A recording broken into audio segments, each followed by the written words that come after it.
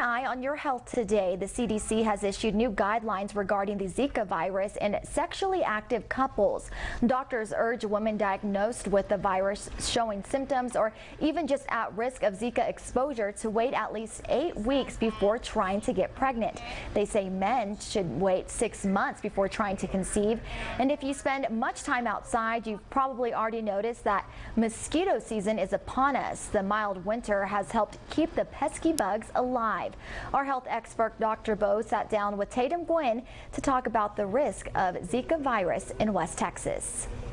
Is there any reason for West Texans to be concerned? Well, there have been reported cases in Texas. Right. It seems like when we're watching the news, there's always virus of the year, chikungunya, you know, we'll hear West Nile, Ebola. So we have to keep this in perspective. It's great that, you know, we bring attention to it, to the news, but we don't want to incite panic here. Absolutely. So there's some smart steps we can take. So first of all, it's a flavivirus. It's a type of virus, same as, you know, dengue virus, Japanese encephalitis, some of these other illnesses you get.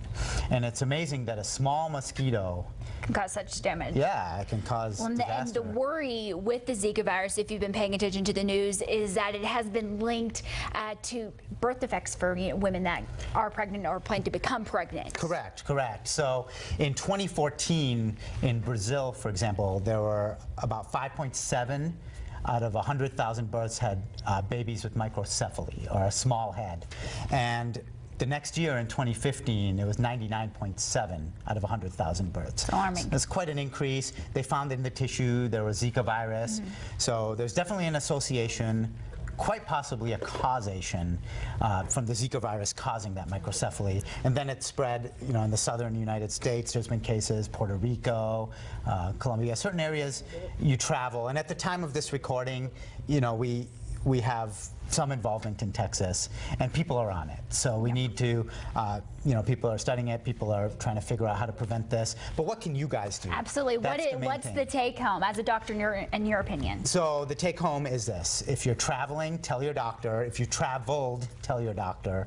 A lot of times, you know, that gets missed completely. And there's a CDC website where you can go there and type in the country you're going to. You can type in Zika, and they'll give you a good list of precautions, everything from avoiding standing water where mosquitoes thrive, you know, in areas with warm weather, and just being careful. And there's reported cases of sexual transmission now too. Yes. So it's not just a mosquito, quite possibly. So as always, use, you know, safe sex, wear condoms, and just practice intelligent health. And again, any of these viruses, chikungunya, Ebola, West Nile, we don't need to freak out and panic about this, but it's good to be aware and take the precautionary steps. Absolutely. Dr. Bose, thank you so much.